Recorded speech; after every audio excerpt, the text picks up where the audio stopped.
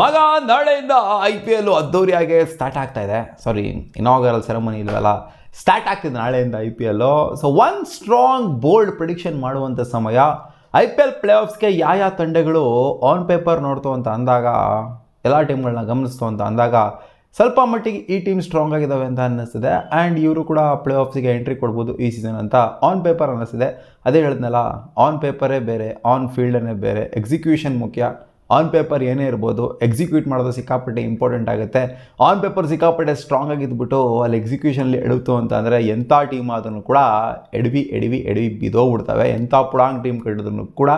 So ನನಗೆ ಈ ಟೀಮ್ಗಳು qualify ಆಗ್ಬೋದು ಪ್ಲೇ ಆಫ್ಸ್ಗೆ ಅಂತ ಅನ್ನಿಸ್ತಾ ಇದೆ. ಸೊ ನಾನು ನನ್ನ ಅನಾಲಿಸಿಸ್ನ ಹೇಳೋದಕ್ಕಿಂತ ಮುಂಚೆ, ಅಂದರೆ ಪ್ರಿಡಿಕ್ಷನ್ನ ಹೇಳೋದಕ್ಕಿಂತ ಮುಂಚೆ ಸುಮಾರು ಜನ ಕ್ರಿಕೆಟರ್ಸ್ಗಳು ಅವರ ಪ್ರಿಡಿಕ್ಷನ್ನ ಹೇಳಿದರೆ ಎಲ್ಲರೂ ಕೂಡ ನೋಡ್ಕೊಂಬಂದ್ಬಿಡೋಣ. ಆಮೇಲೆ ನಾನು ನನ್ನ ಪ್ರಿಡಿಕ್ಷನ್ ಹೇಳ್ತೀನಿ. ಆ್ಯಂಡ್ ನೀವು ಕೂಡ ನಿಮ್ಮ ಪ್ರಿಡಿಕ್ಷನ್ನ ಕಾಮೆಂಟ್ ಸೆಕ್ಷನಲ್ಲಿ ಹಾಕಿ ಕಂಪ್ಲೀಟಾಗಿ ವಿಡಿಯೋ ನೋಡಿ ಆದಮೇಲೆ ಯಾವ 4 ತಂಡಗಳು ಪ್ಲೇ ಆಫ್ಸ್ಗೆ ಎಂಟ್ರಿ ಕೊಡ್ಬೋದು ಅಂತ, ಆ್ಯಂಡ್ ಆರೆಂಜ್ ಕ್ಯಾಪ್ನ ಯಾರು ಗೆಲ್ಬೋದು, ಜೊತೆಗೆ ಪರ್ಪಲ್ ಕ್ಯಾಪ್ನ ಯಾರು ಗೆಲ್ಬೋದು ಅಂತ ಒಂದು ಪ್ರಿಡಿಕ್ಷನ್ ಮಾಡಿ ಅಷ್ಟೇ.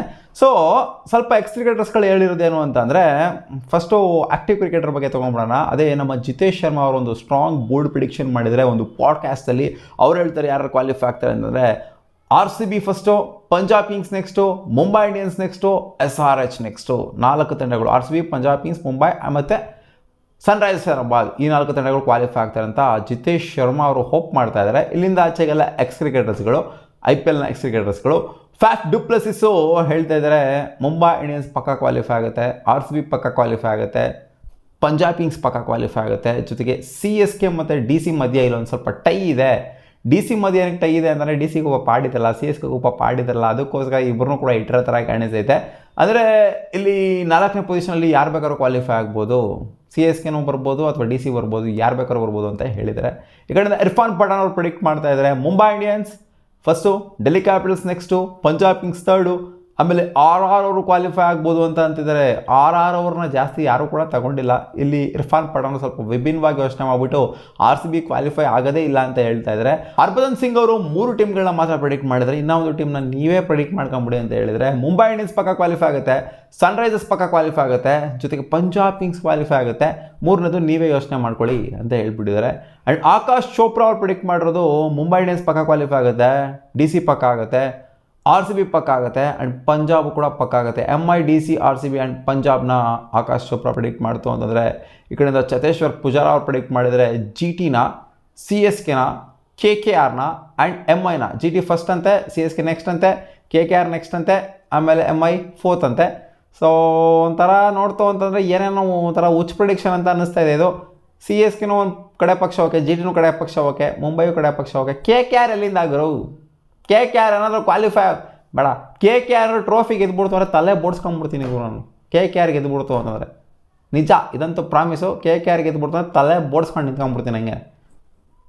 ಪ್ರಿಡಿಕ್ಟ್ ಮಾಡಿದರೆ ನೋಡಿ, ಯಾರು ಕೂಡ KKRನ ಅಂತ ಮಟ್ಟಿಗೆ ಫೇವ್ರೇಟಾಗಿ ಪ್ರಿಡಿಕ್ಟ್ ಮಾಡಿಲ್ಲ. ಇವರು ಪೂಜಾರ ಅವರು KKR ಅಂತ ಹೇಳ್ಬಿಟ್ಟಿದ್ದಾರೆ. ಮೊಹಮ್ಮದ್ ಕೇಫ್ ಅವ್ರು ಪ್ರಿಡಿಕ್ಟ್ ಮಾಡಿದ್ದಾರೆ Punjab Kings, Delhi capitals, Mumbai Indians and RCB. Valid ಅಂತಲೇ ಹೇಳ್ಬೋದು, ಯಾಕಂತಂದರೆ ವ್ಯಾಲಿಡ್ ಆಗಿನೇ ಪ್ರಿಡಿಕ್ಟ್ ಮಾಡಿದರೆ. ಪಿಯೂಷ್ ಚಾವ್ಲಾ ಅವ್ರು ಪ್ರಿಡಿಕ್ಟ್ ಮಾಡ್ತಾರೆ ಮುಂಬೈ ಇಂಡಿಯನ್ಸ್, KKR ಏನು ನೆಕ್ಸ್ಟ್ ಟೀಮು ಅಂತನಾ, KKR, RCB ಅಂತೆ, ಆಮೇಲೆ ಪಂಜಾಬ್ ಕಿಂಗ್ಸ್ ಅಂತೆ. ಪಂಜಾಬ್ಗೂ ಆಡಿದರೆ, KKRಗೂ ಆಡಿದರೆ, ಮುಂಬೈಗೂ ಆಡಿದರೆ, RCBಗೆ ಆಡಿಲ್ಲ.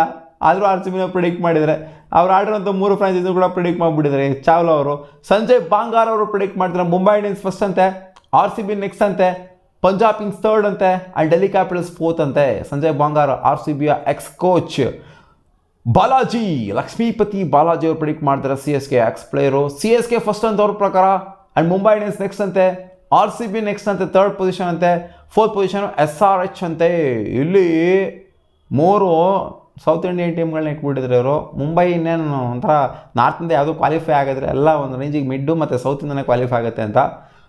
ವರುಣ್ ಆ್ಯರೋನ್ ಅವರು ಪ್ರಿಡಿಕ್ಟ್ ಮಾಡಿದ್ದಾರೆ SRH ಅಂತೆ, ಮುಂಬೈ ಅಂತೆ, RCB ಅಂತೆ ಮತ್ತು CSK. SRH ಫಸ್ಟಲ್ಲಿರುತ್ತಂತೆ ವರುಣ್ ಆ್ಯರೋನ್ ಪ್ರಕಾರ ನೋಡ್ತಾವ ಅಂತ ಅಂದಾಗ. ಸೊ ಸ್ವಲ್ಪ ಜನ ಪ್ರಿಡಿಕ್ಟ್ ಮಾಡಿದರೆ ಈ ಟೀಮ್ಗಳು ಕ್ವಾಲಿಫೈ ಆಗಬಹುದು ಅಂತ. ನೋಡಿ, ಇಲ್ಲಿ LSCನ ಆಗಿರಲಿ, ಇನ್ನೂ ಸ್ವಲ್ಪ ಟೀಮ್ಗಳನ್ನ ಜಾಸ್ತಿ ಜನ ಪ್ರಿಡಿಕ್ಟ್ ಮಾಡಿಲ್ಲ. ನೋಡಿ, LSCನೂ ಟೇಬಲ್ ಟಾಪಲ್ಲಿ ಯಾರು ಕೂಡ LSCನ ಪ್ರಿಡಿಕ್ಟ್ ಮಾಡಿಲ್ಲ. LSCನೂ ಟೇಬಲ್ ಟಾಪರ್ಸ್ ಆಗಿಬಿಟ್ರು ಅಂತಂದರೆ, ಅವರು ಟ್ರೋಫಿ ಹೊಡೆದ್ಬಿಡ್ತು ಅಂತಂದರೆ ಶೆಟ್ ಮಾಡ್ದಂಗೆ ಇರುತ್ತೆ. KKRನೂ ಅಷ್ಟೇ ಮಾಡಿಲ್ಲ, ಅವರು ಕೂಡ ಟ್ರೋಫಿ ಎತ್ಬಿಡ್ತಾರೆ ಎಲ್ಲರೂ ಶೆಟ್, ನನ್ನನ್ನು ಎಸ್ಪೆಷಲಿ ಶೆಟ್ ಮಾಡ್ದಂಗೆ ಇರುತ್ತೆ. ಇವಾಗ ನನ್ನ ಪ್ರೊಡಿಕ್ಷನ್ನ ಹೇಳುವಂಥ ಸಮಯ. ನನ್ನ ಅನಾಲಿಸಿಸ್ ಪ್ರಕಾರ, ನಾನು ಎಲ್ಲ ಸ್ಕ್ವಾಡನ್ನ ನೋಡಿರುವಂಥ ಪ್ರಕಾರ, ನನಗೆ ಮೋಸ್ಟ್ ಫೇವ್ರೇಟ್ ಆಗಿ ಕಾಣಿಸ್ತಾ ಇರೋವಂಥದ್ದು, ಮೊದಲನೇದಾಗಿ ಮೋಸ್ಟ್ ಫೇವ್ರೇಟ್ ಆಗಿ ಕಾಣಿಸ್ತಾ ಇರೋದು, ಹಾನೆಸ್ಟಾಗಿ ಹೇಳಬೇಕು ಅಂತಂದರೆ ಇಟ್ಸ್ RCB. RCB ಫ್ಯಾನ್ ಆಗಿ ಹೇಳ್ತಾ ಇಲ್ಲ, ನಿಜವಾಗ್ಲೂ RCB ಸ್ಕ್ವಾಡು ಸಿಕ್ಕಾಪಟ್ಟೆ ಸೈಕಾಗಿದೆ, ಮಸ್ತಾಗಿದೆ. ಹೆಸರುಡ್ ಬೇರೆ ಬಂದಿರೋದ್ರಿಂದ, ರಿಟರ್ನ್ ಆಗಿರೋದ್ರಿಂದ ಇನ್ನೂ ಹೆವಿ ಮಾಡಿದ ಕಾನ್ಫಿಡೆನ್ಸ್ ಅಂತೂ ನನಗಂತೂ ಇದೆ. RCB ಮತ್ತೆ ಮೊದಲನೇ ಪೊಸಿಷನಲ್ಲಿ ಫಿನಿಷ್ ಮಾಡುವಂಥ ಚಾನ್ಸಸ್ ಜಾಸ್ತಿನೇ ಇದೆ. ಅಂದರೆ ಲೀಗ್ ಸ್ಟೇಜಲ್ಲೂ ಕೂಡ ಮೊದಲನೇ ಪೊಸಿಷನಲ್ಲಿ ಫಿನಿಷ್ ಮಾಡುವಂಥ ಚಾನ್ಸ್ ಜಾಸ್ತಿ ಇದೆ. ಗುರು ಸಾಕು ಬೋಲ್ಟ್, ನಾನು ಬರೀ RCB ಇಲ್ಲ ಗುರು, ಹಾನೆಸ್ಟಾಗಿ ಹೇಳ್ತೀನಿ, ಎದೆಯಿಂದ ಹೇಳ್ತಾ ಇದ್ದೀನಿ, ನನಗೆ ಅನ್ನಿಸ್ತಾ ಇರೋದನ್ನ ಹೇಳ್ತಾ ಇದ್ದೀನಿ. RCB ಟೀಮ್ ಸಖತ್ತಾಗಿದೆ, ಸೈಕಾಗಿದೆ, ಚಿಂದಿ ಆಗಿದೆ. ಅದಕ್ಕೋಸ್ಕರ RCB ಟೇಬಲ್ ಟಾಪರ್ಸ್ ಆಗ್ತಾರೆ ಅಂತ, ಆ್ಯಂಡ್ ಟ್ರೋಫಿನೂ ಕೂಡ ಆಯ್ತೈತೆ ಅಂತ. ಅಂದರೆ ಟ್ರೋಫಿ ಆಯ್ತದ್ದು ನೆಕ್ಸ್ಟು, ಫಸ್ಟು ಟೇಬಲ್ ಟಾಪರ್ಸ್ ವಿಚಾರಕ್ಕೆ ಬಂತಂದರೆ RCBನೇ ಇರ್ಬೋದು ಅಂತ ಅನ್ನಿಸಿದೆ. ನೆಕ್ಸ್ಟು 2ನೇ ಪೊಸಿಷನ್ನ ನನ್ನ ಪ್ರಕಾರ ಮುಂಬೈ ಇಂಡಿಯನ್ಸ್ ಅವರು ಅಲಂಕರಿಸ್ತಾರೆ. ಮೇಲೆ ಕೆಳಗೆ ಆಗ್ಬೋದು, ಫಸ್ಟ್ ಮುಂಬೈ ಆಗ್ಬೋದು, RCB ಸೆಕೆಂಡ್ ಬರ್ಬೋದು. ಯಾಕಂತಂದರೆ ಎರಡು ಕೂಡ ಒಂಥರ ಕಾಂಟ್ರಾಸ್ಟಿಂಗ್ ಆಗಿರೋ ಥರ ಟೀಮ್ ಥರ ಕಾಣಿಸ್ತಾ ಇದೆ. ಫಸ್ಟ್ RCB, ನನ್ನ ಪ್ರಕಾರ ಸೆಕೆಂಡು ಮುಂಬೈ ಇಂಡಿಯನ್ಸ್ ಇರ್ತಾರೆ ಅಂತ ಅನ್ನಿಸ್ತಾ ಇದೆ. ಏನಕ್ಕೆ ಅಂತಂದರೆ ಸಖತ್ತಾಗಿದೆ ಟೀಮು, ಚಿಂದಿ ಆಗಿದೆ ಟೀಮು. ಬ್ಯಾಟಿಂಗ್ ಯೂನಿಟ್ ಆಗಿರಲಿ, ಬೌಲಿಂಗ್ ಯೂನಿಟ್ ಆಗಿರಲಿ, ಆಲ್ರೌಂಡಿಂಗ್ ಡಿಪಾರ್ಟ್ಮೆಂಟ್ ಆಗಿರಲಿ, ಸಿಕ್ಕಾಪಟ್ಟೆ ಹೆವಿ ಆಗಿರುವಂಥ ಬ್ಯಾಟಿಂಗ್ ಡೆಪ್ತು ಆ್ಯಂಡ್ ಬೌಲಿಂಗ್ ಆಪ್ಷನ್ಸ್ಗಳು ಕೂಡ ಇದೆ. ಸಿಮಿಲರ್ ಆಗಿರುವಂಥ ಎರಡು ಸೈಡುಗಳು RCB ಮತ್ತು ಮುಂಬೈ ಇಂಡಿಯನ್ಸು ಅಣ್ಣ ತಮ್ಮ ಥರ ಕಾಣಿಸ್ತಾ ಇದ್ದಾರೆ ನನ್ನ ಪ್ರಕಾರ ನೋಡ್ತು ಅಂದರೆ. ಹೆವಿ ಟಫ್ ಇರುತ್ತೆ ಇವರಿಬ್ಬರು ಮಧ್ಯೆ. ಎರಡು ಮ್ಯಾಚ್ ಬೇರೆ ಇದೆ RCB ಮತ್ತು ಮುಂಬೈ ಈ ಸಲ. ಸೊ 2ನೇ ಪೊಸಿಷನಲ್ಲಿ ಫಿನಿಷ್ ಮಾಡ್ಬೋದು. ಆ್ಯಂಡ್ 3ನೇ ಪೊಸಿಷನಲ್ಲಿ ನನ್ನ ಪ್ರಕಾರ ಪಂಜಾಬ್ ಕಿಂಗ್ಸು ಫಿನಿಷ್ ಮಾಡುವಂಥ ಚಾನ್ಸಸ್ ಇದೆ. ಏನು ಗುರು ನೀನು ಹೋದ ಸೀಸನ್ ಪರ್ಫಾರ್ಮ್ ಮಾಡಿಬಿಟ್ರು ಅಂತ ಈ ಸೀಸನ್ ಕೂಡ ಅದನ್ನೇ ಹೇಳಿದೆ. RCB ಮತ್ತು ಪಂಜಾಬ್ ಕಿಂಗ್ಸು ಬೆಟ್ರಾಗಿ ಪರ್ಫಾರ್ಮ್ ಮಾಡಿದ್ರು ಅಂತ. ಹೌದು, ಲಾಸ್ಟ್ ಸೀಸನ್ ಬೆಟ್ರಾಗಿ ಪರ್ಫಾರ್ಮ್ ಮಾಡಿದರೆ, ಬಟ್ ಈ ಸೀಸನು ಯಾಕೆ ಪರ್ಫಾರ್ಮ್ ಮಾಡಬಾರ್ದು? ಎರಡೂ ಟೀಮು ಕೂಡ ಸೈಕಾಗಿ ಕಾಣಿಸ್ಕೊತಾ ಇರುವಂಥ ಟೀಮೇ, ಮಸ್ತಾಗಿರುವಂಥ ಟೀಮೇ, ಬ್ಯಾಲೆನ್ಸ್ಡ್ ಆಗಿರುವಂಥ ಟೀಮು. ಸೊ ಏನಕ್ಕೆ ಬರಬಾರ್ದು, ಮೇಲ್ಗಡೆ ಏನಕ್ಕೆ ಬರಬಾರ್ದು ಅಂತ ಅನ್ನಿಸ್ತದೆ. ಪಂಜಾಬ್ ಕಿಂಗ್ಸ್ ಖಂಡಿತ ಕ್ವಾಲಿಫೈ ಆಗುತ್ತೆ ಅಂತ ಅನ್ನಿಸಿದೆ. Just because of Shreyas Iyer ಹೇಳ್ತಾ ಇಲ್ಲ ನಾನು. ಟೀಮು ಸಖತ್ತಾಗಿದೆ ಆ್ಯಂಡ್ ಶ್ರೇಯಸ್ ಅಯ್ಯರ್ ಕ್ಯಾಪ್ಟನ್ಸಿನೂ ಕೂಡ ಒಂದು ಕಾನ್ಫಿಡೆನ್ಸ್ನ ಬೂಸ್ಟಪ್ ಮಾಡುತ್ತೆ. ಯಾಕಂತಂದರೆ ಅವ್ರು ಕ್ಯಾಪ್ಟನ್ಸಿ ನಿಭಾಯಿಸಿದಂಥ ಟೀಮ್ಗಳೆಲ್ಲ ಆಲ್ಮೋಸ್ಟ್ ಪ್ಲೇ ಆಫ್ಸಿಗೆ ಕ್ವಾಲಿಫೈ ಆಗಿದ್ದಾವೆ, ಇನ್ನೊಂದು ಫೈನಲಿಗೆ ಬಂದಿದ್ದಾವೆ, ಚಾಂಪಿಯನು ಕೂಡ ಆಗಿದ್ದಾವೆ. ಸೊ ಅದಕ್ಕೆ ಒಂದು ಕಾನ್ಫಿಡೆನ್ಸ್ ಲೆವೆಲ್ ಹೇಳ್ತಿದ್ದೆ ಪಂಜಾಬ್ ಕಿಂಗ್ಸು ಕೂಡ ಕ್ವಾಲಿಫೈ ಆಗ್ಬೋದು ಅಂತ. ಆ್ಯಂಡ್ ನೆಕ್ಸ್ಟ್ ಟೀಮ್ ನನಗೇನೋ ಒಂದು ಸ್ವಲ್ಪ ಟೈ ಆಗೋ ಥರ ಕಾಣಿಸ್ತಾ ಇದೆ ಇಲ್ಲಿ. ಈ ಎರಡು ಟೀಮ್ಗಳ ಮಧ್ಯ ಯಾವ್ದಾದ್ರು ಟೀಮು ಬರಬಹುದು ಅಂತ. ಗುಜರಾತ್ ಟೈಟನ್ಸು ಅಥವಾ CSK, ಈ ಎರಡು ಟೀಮ್ಗಳ ಮಧ್ಯೆ ಟೈ ಆಗ್ತಾ ಇದೆ ನನ್ನ ಒಂದು ಅನಾಲಿಸಿಸ್ ಪ್ರಕಾರ ನೋಡ್ತಂದ್ರೆ, ಆನ್ ಪೇಪರ್ ಅನಾಲಿಸಿಸ್ ಪ್ರಕಾರ. ಯಾಕಂದರೆ ಎರಡು ಟೀಮು ಕೂಡ ಬ್ಯಾಲೆನ್ಸ್ಡ್ ಆಗಿದೆ, ಚೆನ್ನಾಗಿ ಕಾಣಿಸ್ತಿದೆ CSK. ಆ್ಯಂಡ್ ಗುಜರಾತ್ ಟೈಟನ್ಸು ಕೂಡ ಮಸ್ತಾಗಿ ಕಾಣಿಸ್ತಾ ಇದೆ. ಅದರಿಂದ ಯಾರು ಬೇಕಾದರೂ ಕ್ವಾಲಿಫೈ ಆಗ್ಬೋದು. CSK ಬೇಕಾದ್ರೂ ಎಂಟ್ರಿ ಕೊಡ್ಬೋದು. ಗುರು ನೀನು CSK ಎಂಟ್ರಿ ಆಗಲ್ಲ ಅಂತ ಹೇಳ್ಬಿಟ್ಟಿದ್ದಲ್ಲ, ಎಂಟ್ರಿ ಆಗ್ಬಿಟ್ಟಿದೆ ಅಂತ ಹೇಳೋ ಆಗಿಲ್ಲ. CSK ಕ್ವಾಲಿಫೈ ಆಗೋ ಚಾನ್ಸಸ್ ಇದೆ ಆ್ಯಂಡ್ GT ಕೂಡ ಕ್ವಾಲಿಫೈ ಆಗುವಂಥ ಚಾನ್ಸಸ್ ಇದೆ. ಇನ್ನು ಮಿಕ್ಕಂಥ ಟೀಮ್ಗಳು RR ಆಗಿರ್ಬೋದು, KKR ಆಗಿರ್ಬೋದು, ಈ ಕಡೆ LSG ಆಗಿರ್ಬೋದು, ನನಗೂ ಕೂಡ ಕ್ವಾಲಿಫೈ ಆಗ್ತವೆ ಅಂತ ಆ ಮಟ್ಟಿಗೆ ಕಾನ್ಫಿಡೆನ್ಸ್ನ ಕೊಡ್ತಾ ಇಲ್ಲ. And orange cap and purple cap ವಿಚಾರಕ್ಕೆ ಬಂತು ಅಂತಂದರೆ, ನನ್ನ ಒಂದು ಅನಾಲಿಸಿಸ್ ಪ್ರಕಾರ ನೋಡ್ತು ಅಂತಂದರೆ, ನಾನು ಒಂಥರ ವ್ಯಾಲಿಡ್ ಆಗೇನೆ ಹೇಳ್ತೀನಿ, ಇನ್ವ್ಯಾಲಿಡ್ ಆಗಿ ಹೇಳೋದಿಲ್ಲ. ಇವಾಗ MS ಧೋನಿ ಬಂದ್ಬಿಟ್ಟು ಆರೆಂಜ್ ಕ್ಯಾಪ್ ಗೆಲ್ತಾರೆ ನಂಬೋ ಮಾತಾಡೋದು ಅದೆಲ್ಲ ಆಗೋದಿಲ್ಲ. ಸೊ ಮೆಜಾರಿಟಿ ಆಫ್ ದ ಬಾಲ್ಸ್ನ ಫೇಸ್ ಮಾಡಬೇಕಾಗತ್ತೆ. ಅದು ಯಾವಾಗ ಆಗುತ್ತೆ ಅಂದರೆ ಓಪನಿಂಗ್ ಸ್ಲಾಟಲ್ಲಿ ಬಂದಾಗುತ್ತೆ. ಸೊ ಯೂಶ್ವಲಿ ಓಪನಿಂಗ್ ಸ್ಲಾಟಲ್ಲಿ ಬರೋವಂಥವ್ರನ್ನೇ ಆರೆಂಜ್ ಕ್ಯಾಪ್ನ ಗೆಲ್ತಾರೆ. ಅಂದರೆ ಬೇರೆಯವ್ರು ಗೆಲ್ಲ ಅಂತ ಹೇಳ್ತಿಲ್ಲ, ಬಟ್ ಜಾಸ್ತಿ ಅಮೌಂಟ್ ಆಫ್ ಬಾಲ್ಸ್ಗಳು ಅವ್ರು ಫೇಸ್ ಮಾಡೋದಕ್ಕೆ ಆಗುತ್ತೆ. ಅದರಿಂದ ನನ್ನ ಪ್ರಕಾರ ಈ ಸೀಸನು ವಿರಾಟ್ ಕೊಹ್ಲಿ ಅವರು ಆರೆಂಜ್ ಕ್ಯಾಪ್ನ ಗೆಲ್ಲುವಂಥ ಪಾಸಿಬಿಲಿಟಿ ಜಾಸ್ತಿ ಇದೆ. ಅಥವಾ ಓಪನಿಂಗ್ ಸ್ಲಾಟ್ ಯಾರು ಬಂದರೂ ಕೂಡ ಜಾಸ್ತಿ ಇದೆ.